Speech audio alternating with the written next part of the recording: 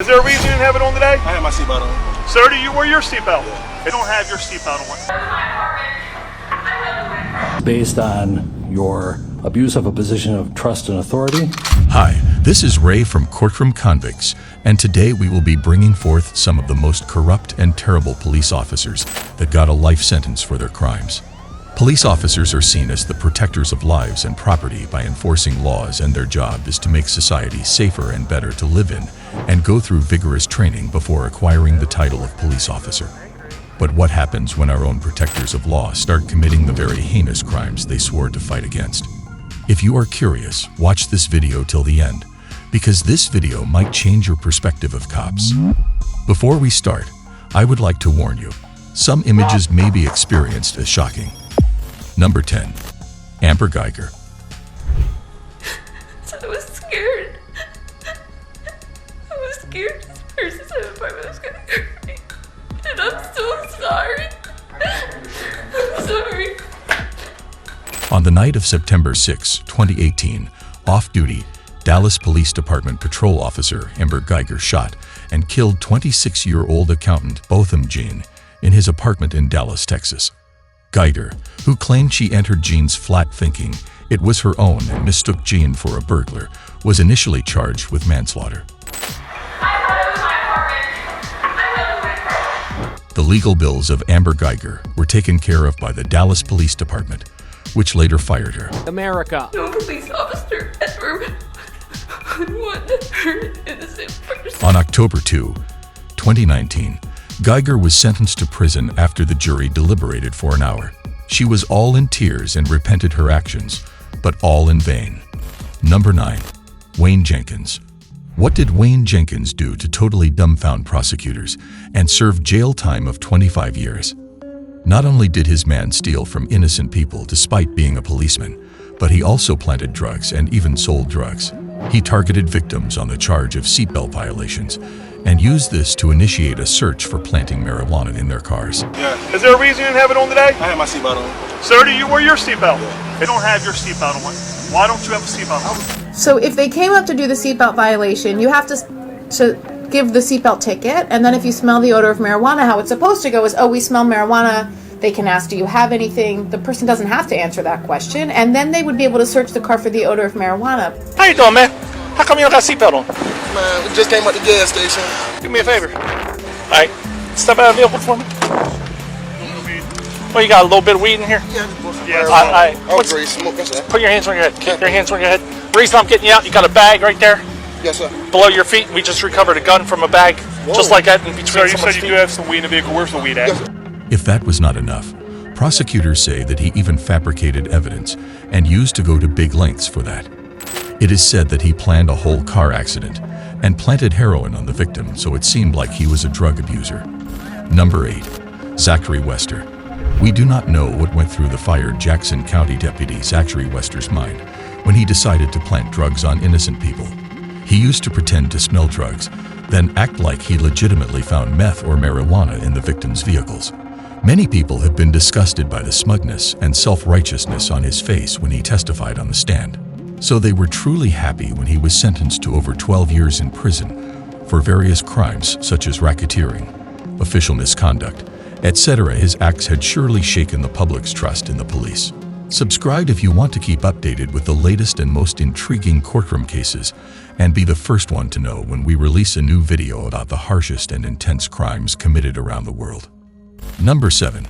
Christopher Hayes.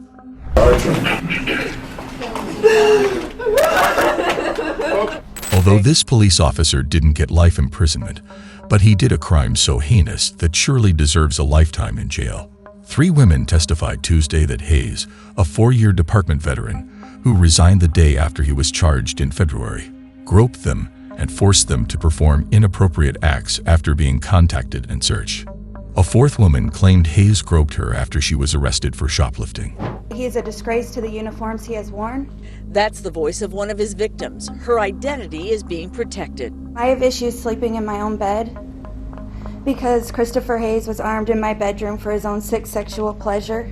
Even after 4 women accused Hayes, his wife still couldn't believe that he could do something like that. His case proceeded to trial on 2 felonies and 3 misdemeanor counts, with sexual misconduct, and he lost his job along with time in prison. Number 6. Michael Dotro. This person took his position as a police officer and turned it into a nightmarish storyline. That is how Superior Court Judge Pedro Jimenez describes Michael Dotro, a former Edison cop. He had been responsible for attempted murder, a first-degree crime, and aggravated arson for setting fire at Anderco's home. Despite the crimes he committed, he didn't even fake an apology to the family and showed no remorse for his actions. Seeing clearly behind Michael Dotro's mask, the jury sentenced him to 20 years for attempted murder and 10 years for arson. He was even called a monster by his then-wife Alicia, who said that he was a manipulative monster. The sentence to be imposed in this particular case is because Mr. Dotro, through his conduct and his admissions, spanning from 1998 to this year, represents the worst that we can possibly expect from someone in our society. Number 5. Derek Chauvin. Yet again, another white policeman attacked an African-American man, this time in Minneapolis, Minnesota. It is said that Chauvin, along with 3 other officers, were arresting George Floyd, and Chauvin knelt on Floyd's neck for about 9 months, while Floyd lay breathless on the ground, handcuffed, calling out again and again that he couldn't breathe, which eventually led to the innocent man's death. Plus, to the victim's loved one's relief, he was sent to serve 21 years in jail. This is based on your abuse of a position of trust and authority, custody of the Commissioner of Corrections, for a period of 270 months. That's 270. That is a 10-year addition to the presumptive sentence of 150 months. Number 4. Michael Valva. This ex-NYPD cop was sentenced to 25 years in prison for murdering his own son, who was autistic. It is reported that the ex-cop locked up his 8-year-old son in an unheated garage overnight, which led to his tragic death. Despite the tears he shed, the jurors weren't fooled by his act. They said that they would never even imagine doing something like he did to their kids, and he should spend most of his life thinking about it in jail. Number 3. Daniel Holtzclaw. Many, even Daniel's friends, were surprised to see who he really was when he was convicted for multiple counts of rape, sexual battery, forcible oral sodomy, and other sexual charges, all the while when he used to work as a police officer for the Oklahoma City Police Department. He used his position to run background checks on his victims and used the information that he found to coerce victims into sex. He deliberately targeted women with a criminal record so that he could hold it against them. Being called a sexual predator by the judge, he was imprisoned to 263 years in prison. Roy Oliver. Roy Oliver murdered a 15-year-old African-American boy while the boy tried to run away from the police when they tried to catch him and was unarmed.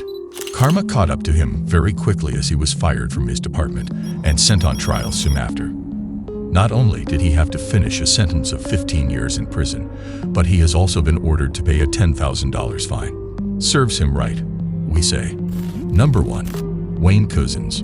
On the evening of 3 March 2021, Wayne introduced himself as a policeman to Sarah, handcuffed her, and placed her in his car, and drive her to an isolated place where he raped her, and then strangled her to death. And if abusing his power as a policeman and losing all type of humanity was not enough, he even burned her body and disposed of her remains in a nearby pond.